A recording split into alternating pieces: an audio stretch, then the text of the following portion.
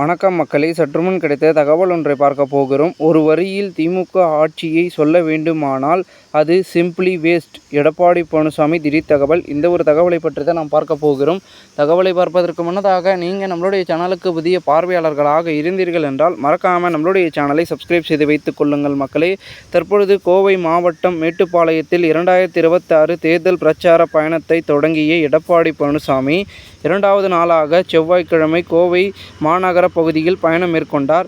வடவெள்ளி பேருந்து நிலையத்தில் உரையாற்றிய பயணத்தை தொடங்கிய அவர் லாலி ரோடு, சாய்பாபா கோயில், வடகோவை பூ மார்க்கெட், மரக்கடை, கோணியம்மன் கோயில், திருச்சி சாலை, சுங்கம், புளியங்குளம் உள்ளிட்ட பகுதிகளில் பிரச்சாரம் மேற்கொண்டார். பிரச்சார பயணத்தின் போது அவர் பேசியது, கடந்த அதிமுக ஆட்சியை இருண்ட ஆட்சி என்ற முதல்வர் மு.க. ஸ்டாலின் கூறுகிறார். கண்களை மூடிக்கொண்டு பார்த்தால் இருண்டாகத்தான் தெரியும். அதிமுக ஆட்சி தனது 10 ஆண்டுகளில் கோவைக்கு அதிகப்படியான திட்டங்களை கொடுத்திருக்கிறது. அதற்கு பாலங்களே சாட்சி. மக்கள் விரும்பிய இடங்களில் நாங்கள் பாலம் கட்டினோம். முதல்வர் அவற்றுக்கு திறப்பு விழா செய்கிறார். தற்பொழுது மக்கள் பயன்பாட்டில் உள்ள பெரும்பாலான திட்டங்கள் அதிமுக ஆட்சியில் கொண்டு வரப்பட்டவை. திட்டங்களை நாங்கள் தான் கொண்டு வர முடியும்.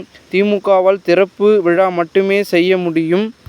திமுக கூட்டணி பலமாக இருப்பதாக மு.க. ஸ்டாலின் கூறி வருகிறார். அவர் கூட்டணியை நம்புகிறார். நாங்களோ மக்களை நம்புகிறோம். திமுக கூட்டணியில் உள்ள இந்திய கம்யூனிஸ்ட் கட்சி தமிழ்நாட்டில் இருக்கிறதா இல்லையா என்று தெரியாத அளவுக்கு தேய்ந்து வருகிறது. அக்கட்சியின் முத்தரசன் மு.க. ஸ்டாலினுக்கு அடிமையாக இருக்கிறார். தமிழகத்தை மீட்போம் என்றால் எப்படி மீட்பீர்கள் என்று கேட்டிருக்கிறார். நாங்கள் தேர்தல் மூலமாகத்தான் தமிழகத்தை மீட்போம். முத்தரசனின் கட்சியைப் போல எங்கள் கட்சி இல்லை. எங்களிடம் பிரச்சனை என்ற பேச்சுக்கே இடமில்லை. திமுக கூட்டணியில்தான் பிரச்சனை உள்ளது. மார்க்சிஸ்ட் கம்யூனிஸ்ட் கட்சியின் புதிய தலைவர் சண்முகம் தற்பொழுது திமுகவை தாக்கி அடிக்கடி பேசுகிறார். மக்கள் பிரச்சனையை திமுக தீர்க்கவில்லை என்றார். இப்படியே போனால் தேர்தலில் வெற்றி பெற முடியாது என்கிறார். 4 ஆண்டுகளுக்கு பிறகு அந்த கட்சி மக்களை பற்றி சிந்திப்பது வரவேற்காதது.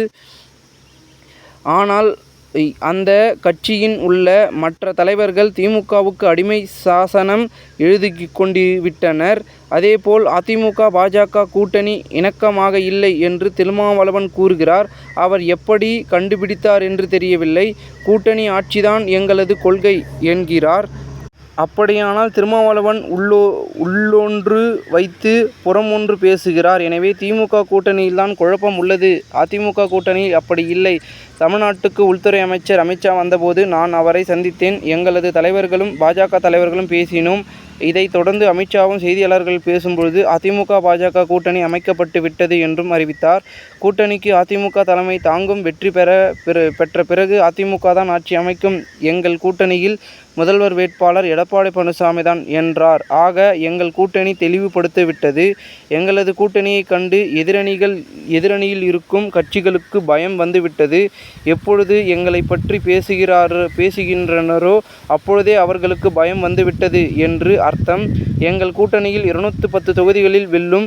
அதிமுகவும் பாஜகவும் எப்பொழுதும் நாட்டு மக்களுக்கு பற்றி சிந்திக்கும். அதனால்தான் மக்கள் எங்களை விரும்புகின்றனர். அதனால்தான் எங்கள் கூட்டணி வெற்றி. திமுக ஆட்சியில் விலைவாசி விண்ணை முட்டுகிறது. மின்கட்டணம், சொத்து வரி பல மடங்கு உயர்த்திவிட்டது. அதிமுக ஆட்சியில் கோவையில் 5 புதிய அரசு கலை கல்லூரிகள் கட்டப்பட்டன.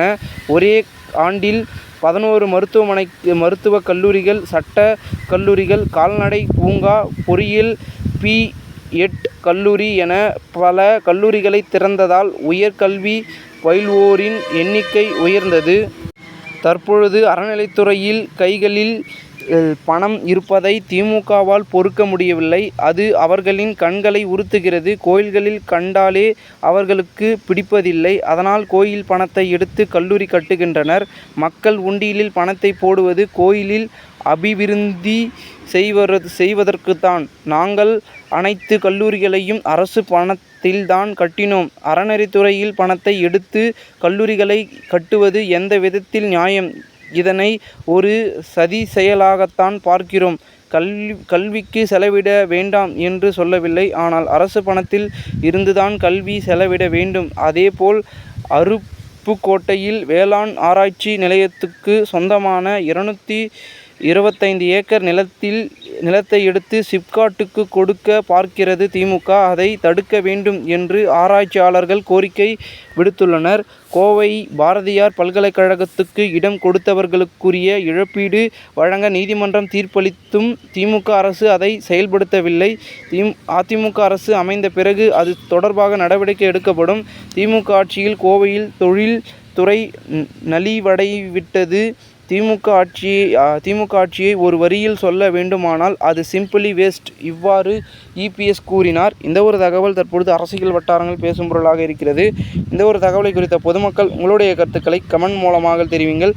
இதுபோன்று நீங்கள் அரசியல் சார்ந்த நிகழ்வுகளாம் தினசரி தெரிந்து கொள்ள நம்மளுடைய சேனலை சப்ஸ்கிரைப் செய்து வைத்துக் கொள்ளுங்கள். நன்றி, வணக்கம்.